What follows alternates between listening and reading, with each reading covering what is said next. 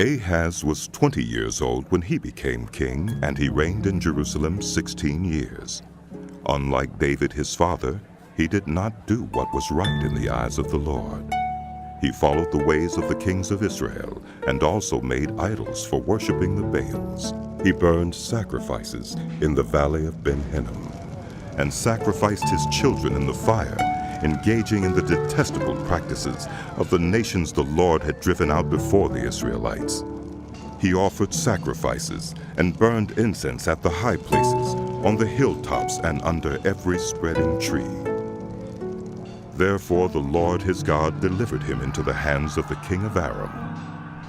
The Arameans defeated him and took many of his people as prisoners and brought them to Damascus. He was also given into the hands of the king of Israel, who inflicted heavy casualties on him. In one day, Pekah, son of Remaliah, killed 120,000 soldiers in Judah, because Judah had forsaken the Lord, the God of their ancestors. Zichri, an Ephraimite warrior, killed Maaseiah, the king's son. Azrikam, the officer in charge of the palace, and Elkanah, second to the king. The men of Israel took captive from their fellow Israelites in Judah 200,000 wives, sons, and daughters. They also took a great deal of plunder, which they carried back to Samaria. But a prophet of the Lord named Oded was there, and he went out to meet the army when it returned to Samaria. He said to them, "Because the Lord, the God of your ancestors, was angry with Judah, he gave them into your hand, but you have slaughtered them in a rage that reaches to heaven. And now you intend to make the men and women of Judah and Jerusalem your slaves. But aren't you also guilty of sins against the Lord your God? Now listen to me. Send back your fellow Israelites you have taken as prisoners, for the Lord's fierce anger rests on you." Then some of the leaders in Ephraim, Azariah, son of Jehohanan, Berechiah, son of Meshillemith, Jehizkiah, son of Shallum, and Amasa, son of Hadlai, confronted those who were arriving from the war. "You must not bring those prisoners here," they said, "or we will be guilty before the Lord. Do you intend to add to our sin and guilt?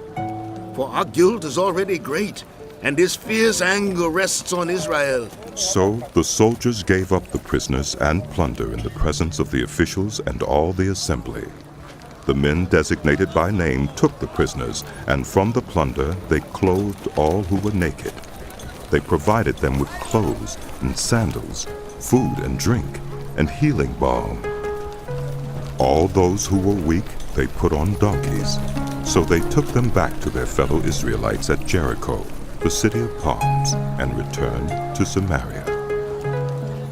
At that time King Ahaz sent to the kings of Assyria for help.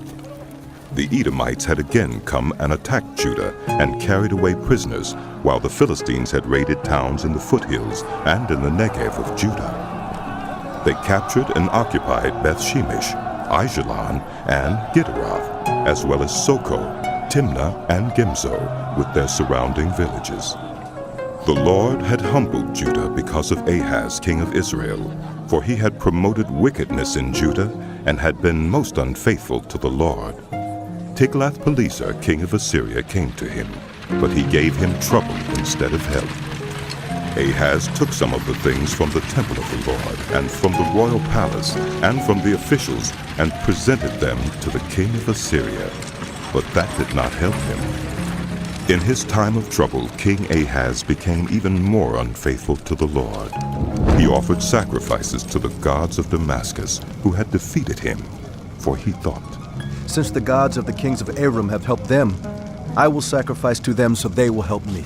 But they were his downfall and the downfall of all Israel.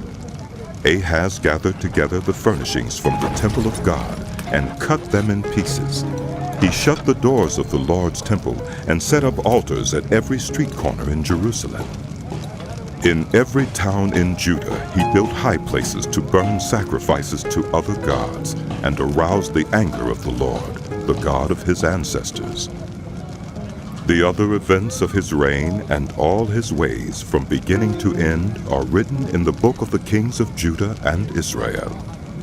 Ahaz rested with his ancestors and was buried in the city of Jerusalem, but he was not placed in the tombs of the kings of Israel. And Hezekiah his son succeeded him as king.